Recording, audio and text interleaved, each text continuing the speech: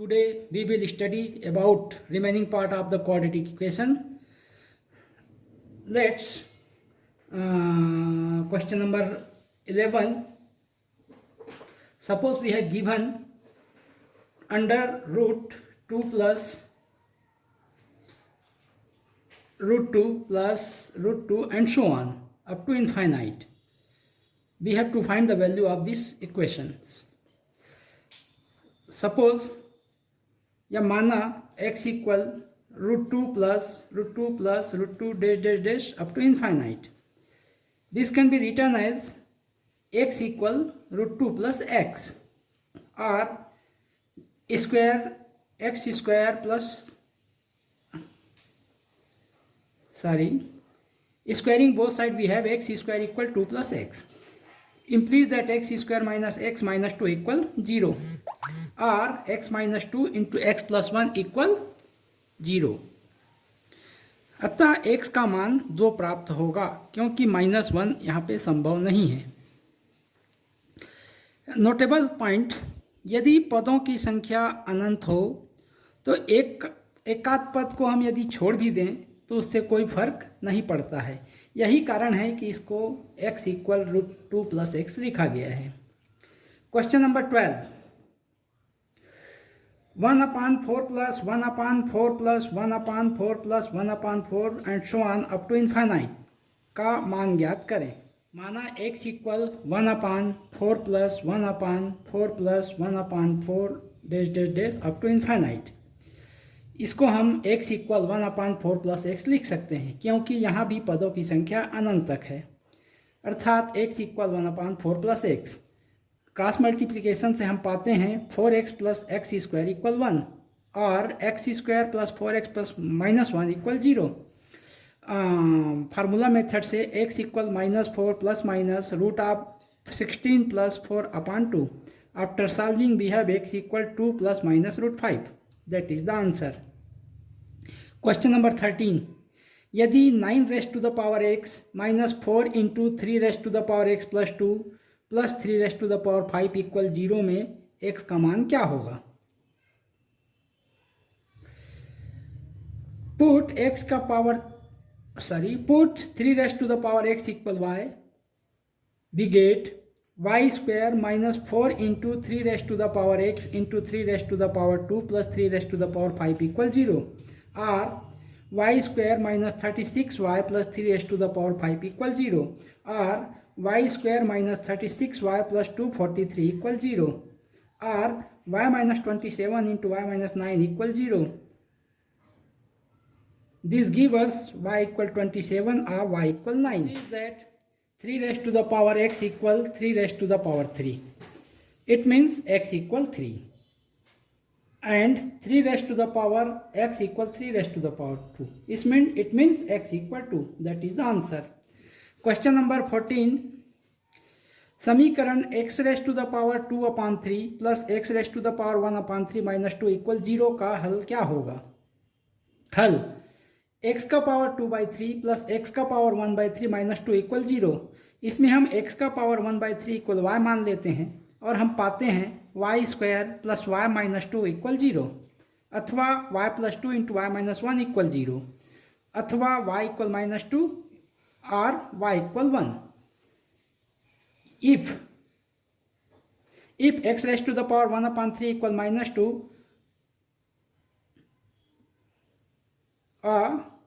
x का power 1/3 equal 1.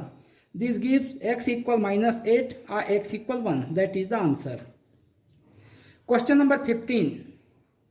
यदि समीकरण x square minus 5x plus c equal 0 के मूल अल्फा तथा बीटा हैं तो alpha square plus beta square का मान ज्ञात करें. यहाँ मूलों का योग अर्थात alpha plus beta equal -b upon a अर्थात माइनस इंटू -5/1 इक्वल +5 और मूलों का गुणनफल अर्थात alpha into beta equal 6/1 square plus beta square equal alpha plus beta whole square minus 2 alpha beta. Put the value of alpha plus beta and alpha into beta. We have alpha square plus beta square equal 25 minus 12 equal 13. That is the answer. Question number 16. यदि P x square plus Q x plus R equal 0 के 0 है तो तो मूलों का योग उनके गुणनफल के बराबर है। तो कौन सा सही है? दिया है px² + qx + r = 0। यहाँ मूलों का योग अर्थात alpha plus beta equal -q/p और मूलों का गुणनफल alpha into beta equal r/p। प्रश्नानुसार alpha plus beta equal alpha beta. This so that -q/p equal r/p और p into q + r = 0। This gives q + r = 0 because value of p = 0 is not possible. Question number 17। समीकरण ax² + bx + c = 0 के मूल alpha और beta हों तो α² + β² का मान ज्ञात करें। हल α² + β² equal alpha plus beta whole square -2 α beta. Now putting the value of alpha plus beta and alpha into beta, we have α² + β² equal -b/a whole square -2c/a. After solving, we get α² + β² equal b² -2ac/a². That is the answer. Question number 18. यदि alpha beta किसी समीकरण x - a into x - b equal c के मूल हों तो समीकरण x - alpha into x - beta plus c = 0 के मूल क्या होंगे? हल x - alpha x - a into x - b equal c, ये दिया गया समीकरण है। इसको हल करने पर हम पाते हैं x² - a + b into x plus ab - c = 0। प्रश्नानुसार alpha plus beta equal a + b और alpha into beta equal ab - c। दिया गया समीकरण x - alpha into x - beta plus c = 0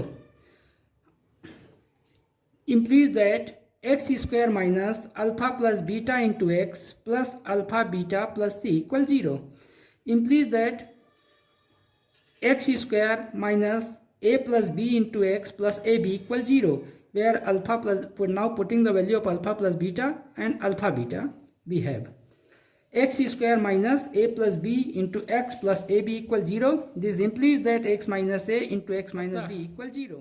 मूल a एवं b है। Question number 19। द्विघात समीकरण के मूलों का योग -2 और मूलों का गुणनफल -4 है तो समीकरण ज्ञात करो। हल सूत्र x² - मूलों का योग गुणित x धन मूलों का गुणनफल बराबर 0। यदि मूल दिया गया हो, मूलों का योग और गुणनफल दिया गया हो तो समीकरण प्राप्त करने का यही फार्मूला है। यहाँ पे हम अल्फा प्लस बीटा अर्थात मूलों का योग और मूलों का गुणनफल का मान रखने पर हम पाते हैं x² - 2 into x plus -4 = 0। This implies that x² + 2x - 4 = 0. That is the answer. Question number 20. यदि समीकरण x² + ax + b = 0 एवं x² + bx + a = 0 के एक मूल उभयनिष्ठ हों तो a + b का मान ज्ञात करो। हल माना उभयनिष्ठ मूल अल्फा है तो चूंकि अल्फा दोनों का मूल है अतः दोनों इक्वेशन को संतुष्ट करेगा। संतुष्ट कराने पर हम पाते हैं α² + a अल्फा + b = 0 एवं α² + b alpha + a = 0। Solving above equation we have α² a² - b² equal α/b - a equal 1/b - a। This gives us α² - a plus b तथा alpha = 1। These above two equation implies that a plus b = 1. That is the answer. Thanks. एवं previous day में मैं जो आप लोगों को पढ़ाया था उसका PDF का लिंक इस वीडियो के डिस्क्रिप्शन में मिल जाएगा। डाउनलोड करना चाहते हैं तो वहाँ से कर सकते हैं।